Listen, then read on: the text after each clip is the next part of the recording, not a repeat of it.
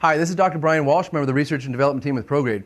Nothing can replace a good diet and exercise program when it comes to fat loss. But understand that the diet and exercise program you're following will only give you results depending on how well your physiology is working on the inside.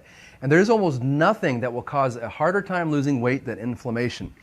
And one of the major contributors to inflammation inside of our bodies today is something called tumor necrosis factor alpha. It's secreted by a number of different cells, including unhealthy fat cells, but here are some of the things that tumor necrosis factor does. TNF alpha, first of all, increases inflammation. It is very potent by itself, but it causes even more inflammation from a number of different places in our body. Tumor necrosis factor alpha also causes something called insulin resistance. This is your body's inability to get glucose into the cells because insulin doesn't work on the receptors anymore.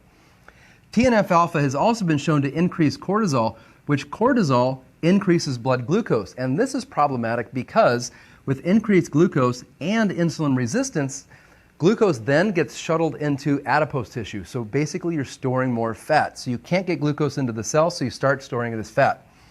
And lastly, increased glucose causes an imbalance of certain hormones.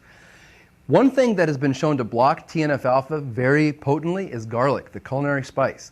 Garlic helps block tumor necrosis factor alpha and unwind many of these things that are taking place, making fat loss easier. But if that weren't enough, on the nucleus of the cells inside of your body, you have what's called a PPAR receptor, or peroxisome proliferator activated receptor, kind of a mouthful. But if we can stimulate these PPAR receptors, specifically PPAR gamma, decreases blood sugar, gets it into your cells better, creates healthier fat cells, which we actually want. It makes fat burning easier, increases a fat-burning hormone called adiponectin, as well as decreases inflammation.